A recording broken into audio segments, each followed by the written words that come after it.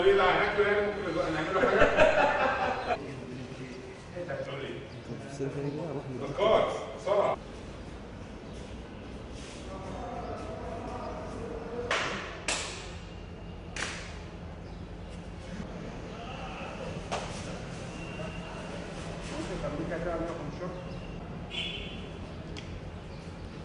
وعرفت الناس اللي جايه؟ ايوه بس انا مش هشتغل.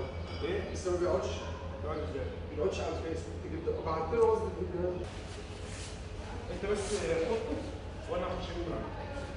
5 6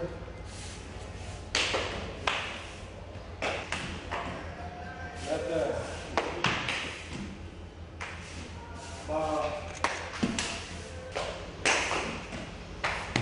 5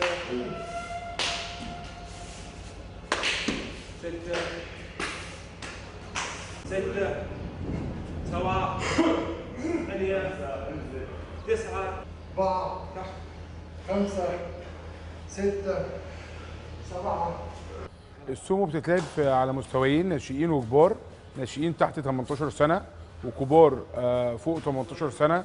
الناشئين ليها 3 موازين 80 100 زائد 100 مفتوح. الوزن المفتوح ده اللي هو الاوبن، هو اي حد ممكن يلعب، اي حد ملوش مينيمم او ماكسيمم في الوزن. بالنسبه للكبار بيبقى 85 115 زائد 115 والاوبن. المواصفات بتاعت لعيب السومو لازم يكون عنده قوه تحمل وتركيز عالي جدا، لان احنا لعبتنا محتاجه تركيز لاقصى درجه تتخيلها. لعبه السومو احنا عايزين نعرفها للناس بسهوله. احنا بنلعب في دوهيو حلبه سومو.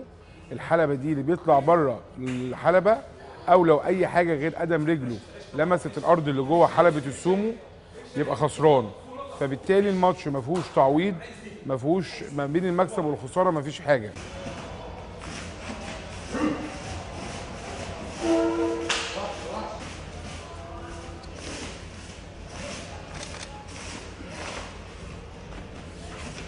احنا لعبتنا محتاجه بادجت بسيط مش كبير.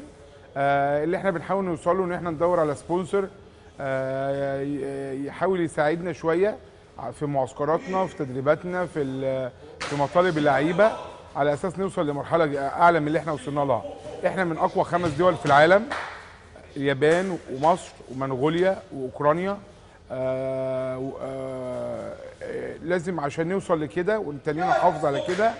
جايبين حوالي 50 ميداليه من سنه 2006 لغايه دلوقتي في بطولات العالم. محتاجين الفتره الجايه تركيز اكتر من كده عشان نقدر نحافظ، لان لو ما حافظناش هنقل عن كده يعني.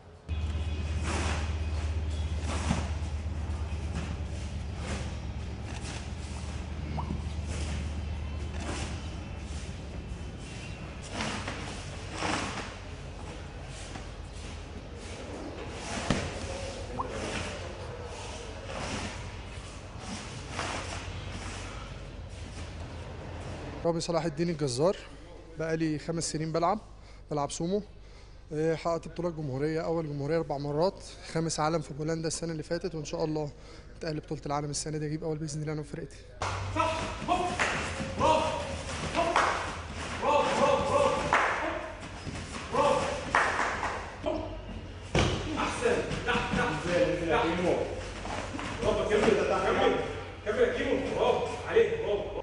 لعيب منتخب مصر السومو.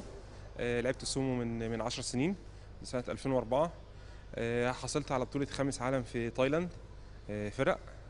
بعديها حصلت على رابع في الورلد جيمز في تايوان. بعد ذلك حصلت على المركز الأول في بطولة بلغاريا في صوفيا. آخر حاجة حققتها بطولة أمريكا المفتوحة في السومو 115. ودلوقتي احنا بنستعد لبطولة العالم إن شاء الله في تايوان، وإن شاء الله نأمل احنا نحقق فيها ميدالية ذهب أنا وزمايلي إن شاء الله.